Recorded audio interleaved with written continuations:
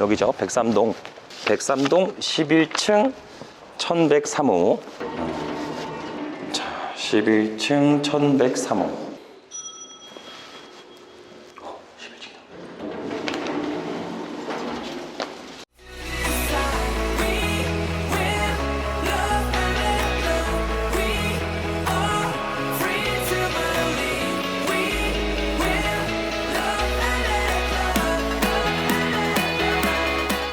자, 반갑습니다. 대장 김성준입니다. 오늘은 경매 물건을 검색하다 보면 부동산 전부가 아닌 일부 지분만 경매로 나오는 경우가 있습니다. 지분 경매라고 하죠. 이런 지분 경매의 경우 투자자가 낙찰을 받더라도 다른 지분을 소유한 공유자가 최고가 매수인과 동일한 입찰가로 공유자 우선 매수권의 권리를 활용하여 간혹 폐찰되는 경우가 있습니다. 하지만 경쟁이 적고 낙찰만 되면 수익이 보장될 수 있으니 지분 물건에 대해서 무조건 이길 수 있는 투자 노하우를 전달드려 보도록 하겠습니다. 통상 지분 경매의 경우 부부 공동명의나 공동투자, 그 외 자식들에게 상속하는 경우가 대부분이죠. 간혹 등기사항 증명서상의 소유권에 관련된 내용을 보면 10명 이상의 지분권자가 있고 성도 다르고 연령도 다르고 심지어 지분권자의 주소지도 다양한 물건들을 만날 수 있게 됩니다. 왜 이렇게 연관성이 전혀 없는 사람들이 여러 개의 지분을 나눠서 가지고 있을까요? 해당 사유는 기획부동산을 통해 땅을 매입한 경우입니다. 지분 물건 중 빈번하게 볼 수 있는 기획부동산이 작업한 물건은 되도록이면 피하셔야겠죠. 가치가 없는 토지에 사연이 깊은 여러 명의 지분권자들이 엉켜 있어 추후 공유물 분할 청구 소송 및 매수자를 만들기도 다소 어려울 수 있습니다.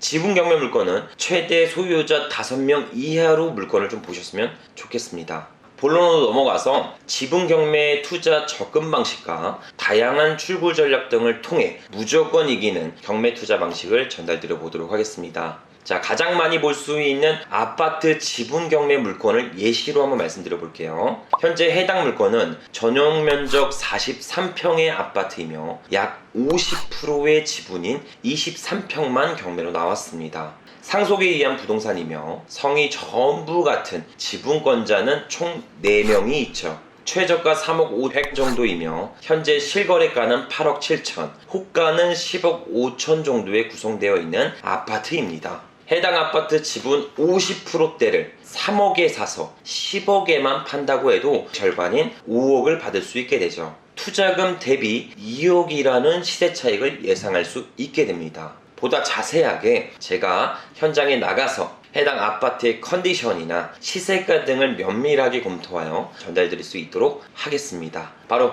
현장으로 가보시죠.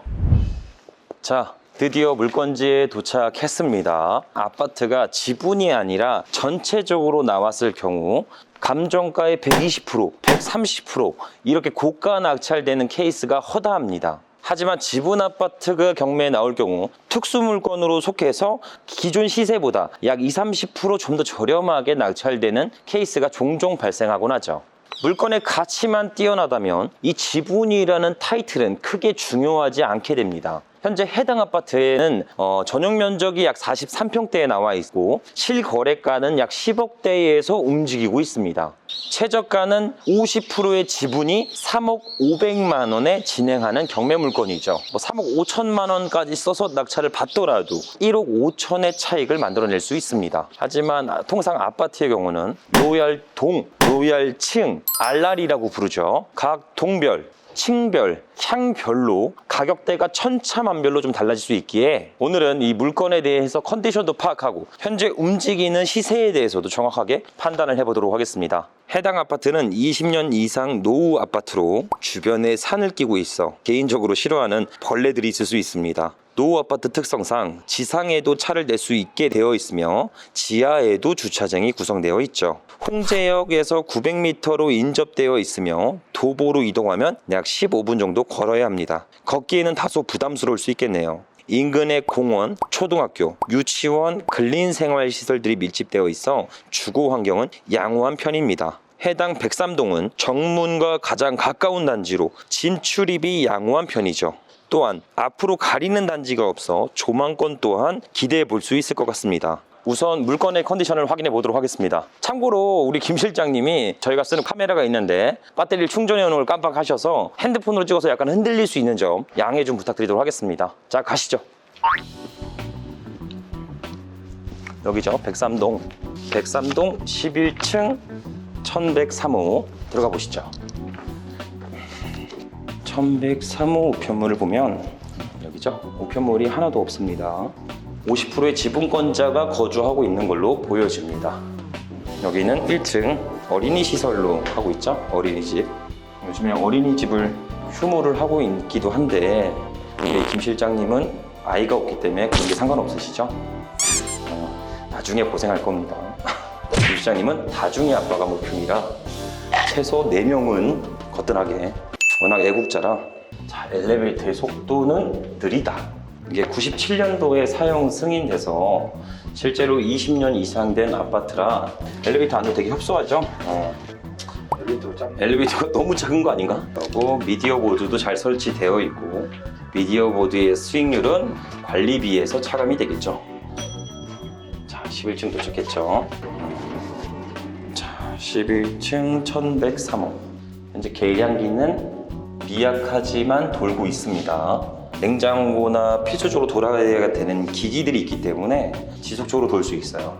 그리고 초인종은 조금 낡았습니다. 낡았고 도어락은 그렇게 녹슬진 않았다. 교체 여부는 반대편의 도어락은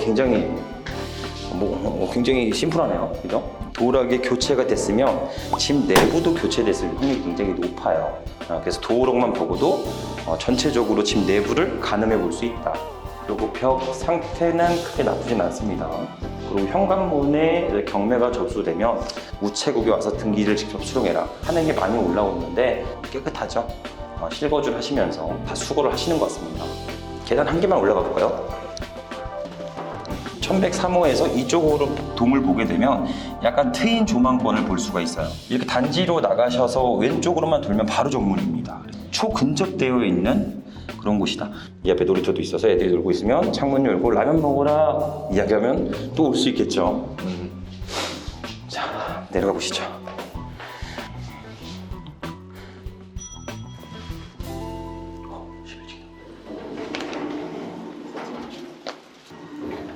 안녕하세요. 여기 경매가 나와서. 경매요? 네. 여기 어머니가 사신다고 하는데 얼마에 났어요? 지금 이게 50% 지분만 나온 건이라 3억대에 나왔어요. 근데 여기 시세는 통상 한 10억 정도 하고 있던데. 예. 그죠? 네. 10억 5천에 호가도 나와 있더라고요. 여기 43평대인데 여기도 43평대인가요? 여기 49평이에요. 아니, 여기 다 똑같이 49평이요. 49평이요? 이 라인. 아, 이 라인. 여기가 그래도 정문 근처라. 여기가 제일 비싸요. 그죠? 네. 이게 제일 선호한다고 중개사분들이 중에서는, 얘기를 하시더라고요. 전체에서 여기가 제일 선호하는. 선호하는 거고. 사시는 데는 뭐 크게 하자나 뭐 이런 건 없으시죠? 편해요. 편하신 부분이고. 여기랑은 뭐 잘 아시는. 가끔 앞집이니까 인사. 그죠, 인사하시죠. 계신데요? 네, 감사합니다.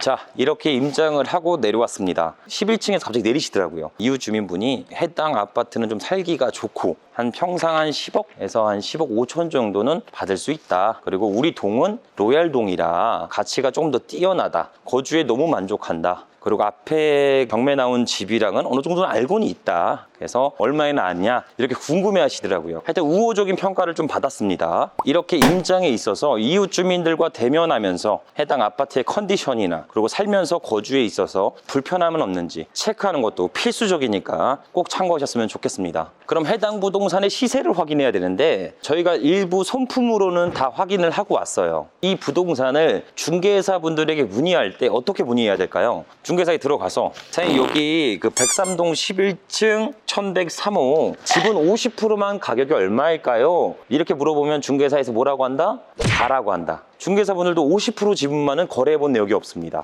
문의해본 사람들도 없기에 50%의 지분의 시세를 조사하기는 어려워요. 그러니까 이 전체 아파트의 지분을 가지고 가격 조사를 해야 됩니다. 그래야 거기서 50% 해당만큼, 만약에 이 집이 10억에 팔릴 수 있다, 그럼 내가 받을 수 있는 권리는 50%의 지분인 5억을 만들 수 있다는 겁니다. 현재 해당 부동산은 저희가 미리 들렸다 와서 10억 5천, 11억의 호가에 나와 있지만 해당 아파트는 약 10억대면 충분히 던져보고 거래도 바로 가능할 것 같다라는 답변을 듣고 왔습니다. 해당 지분 물건을 어떻게 수익화시킬 거고 어떻게 플랜을 나눠서 가치 있는 출구 전략을 다 구성해서 어떤 식으로 무조건 이기는 투자가 될 수 있는지 최종적으로 사무실에 들어가서 전달 드려보도록 하겠습니다. 임장 결과 물건의 치명적인 하자나 거래에 큰 왜곡은 보이지 않았습니다. 그럼 과연 해당 아파트 전체 중에 절반만 사면 과연 수익이 나올 수 있을까요? 지분 경매에 나오면 어떻게 수익을 만들어낼까요? 건물 혹은 땅을 반으로 잘라서? 아니죠. A라는 지분권자에게 나의 지분을 매각하던가 내가 A라는 지분권자의 지분을 사오던가 이도저도 안 되면 서로 협의하여 제3자에게 일괄적으로 매각하여 내가 소유한 지분만큼 보상을 받으시면 됩니다. 자, 그럼 해당 아파트를 기준으로 예시를 드려볼게요. 현재 10억 정도 하고 있는 아파트가 50%의 지분 경매로만 나왔습니다. 온전한 부동산이 아니기에 투자자들이 입찰을 하지 않아 1회차 세일이 되어 현재 3억대의 경매 집행 중이죠. 그럼 제가 해당 부동산을 3억 3천대의 낙찰을 받았다고 가정해보면 10억의 아파트 중 50%의 지분이 저한테 기속되게 됩니다. 이때부터 총 4가지 플랜으로 수익은 보장될 수 있습니다. 가장 기본적인 수익 과정은 나머지 지분권자에게 나의 지분을 파는 것이죠. 내가 50%의 지분을 가지고 있으니 시세 10억의 절반인 5억이 아닌 4억 5천만 원에 매도를 해드리겠습니다. 이런 식으로 제안을 하게 됩니다.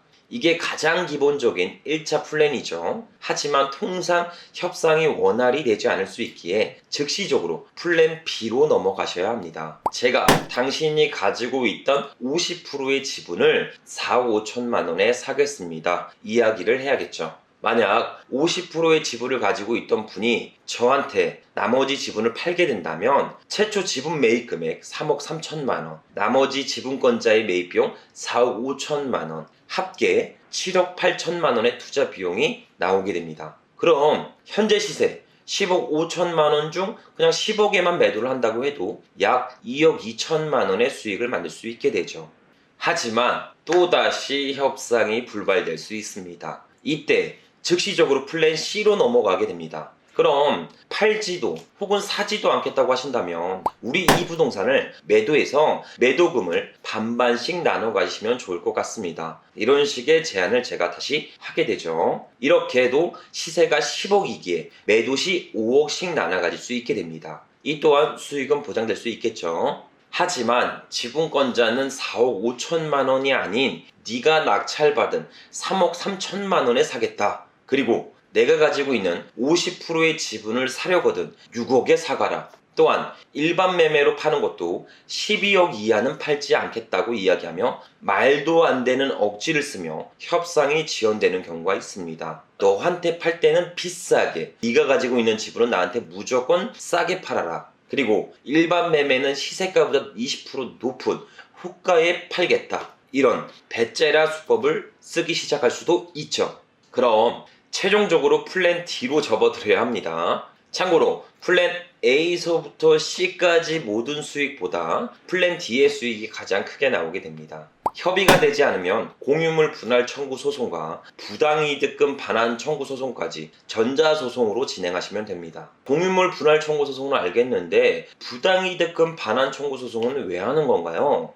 전체 지분 중에 50%가 제 거죠. 이것을 다른 지분권자가 전부 점유하고 있으며 사용 수익을 하고 있기에 내 권리만큼의 이익을 되돌려달라고 신청하는 겁니다. 즉 소송을 집행하는 중에 해당 부동산의 나머지 지분권자가 전체를 사용하고 있으니 50%에 해당하는 매월 임대료를 전체적으로 지급해라 라는 소송을 이야기하게 되죠. 여기서 꿀팁은 공유물 분할 청구 소송 진행 중에 50%의 지분권자가 본인의 지분을 팔아버리면 또 다른 지분권자와 공유물 분할 청구 소송을 다시 해야 하기에 미리 가처분 신청을 해놓게 됩니다. 즉 해당 부동산을 가지고 난 소송 중이야. 그러니까 해당 부동산의 매매, 증여, 전세권, 저당권 등 어떠한 권리도 허용하지 않겠어. 이런 가처분이라는 안전장치를 해두고 소송 준비를 하셔야 합니다. 자, 이렇게 부당이득금 관련 임대료 미납에 대한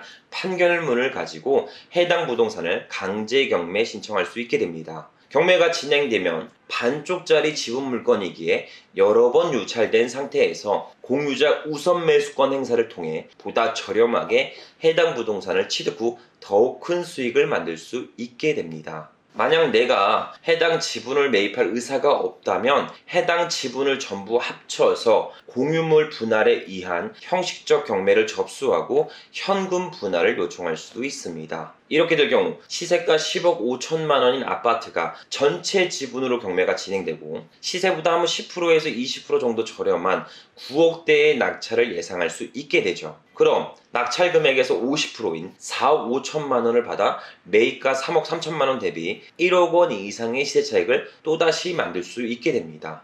하지만 통상 지분 경매에서 경매까지는 가지 않고 중간에 판결문을 받거나 경매가 접수되는 과정에서 나머지 지분권자가 협상의 의사를 표현하게 합니다. 이때부턴 모든 협상의 선택권은 나에게 돌아오며 가장 합리적인 방법으로 계약을 마무리할 수 있게 되죠. 자, 이렇게 지분 물건에 수익하는 과정을 여러 가지 방향점을 두고 전달드렸습니다. 모든 특수 권리는 크게 중요하지 않습니다. 부동산의 가치만 높다면 어떠한 권리도 해결할 수 있으며 무조건 이기는 투자를 할 수 있게 됩니다. 그러니 우선적으로 부동산의 가치는 얼마이며 추후 매도 시 기대 수익과 다양한 출구 전략을 통해 수익을 보장받을 수가 있는지 부동산의 가치를 볼 수 있는 시야를 키우는데 조금 더 집중하셨으면 좋겠습니다. 자, 오늘은 지분 물건들 중에서 가장 흔하게 볼 수 있는 아파트 지분 경매 물건과 다양한 출구 전략을 전달드렸습니다. 오늘 제시한 물건은 금액이 다소 무거울 수 있으나 소액 지분 물건 또한 다양하게 있고 수익화하는 공식은 동일합니다. 소형 아파트, 빌라, 토지, 상가, 꼬마 빌딩 등 부동산의 가치만 뛰어나다면 낙찰로 인해 무조건 이기는 경매가 가능하게 되죠. 자, 해당 영상을 통해 지분 경매에 있어 조금이나마 도움이 되셨으면 좋겠습니다. 오늘도 긴 영상 시청해서 감사드리며 항상 건강하고 행복하셨으면 좋겠습니다. 더욱 양질의 영상으로 보답드리겠습니다. 감사합니다.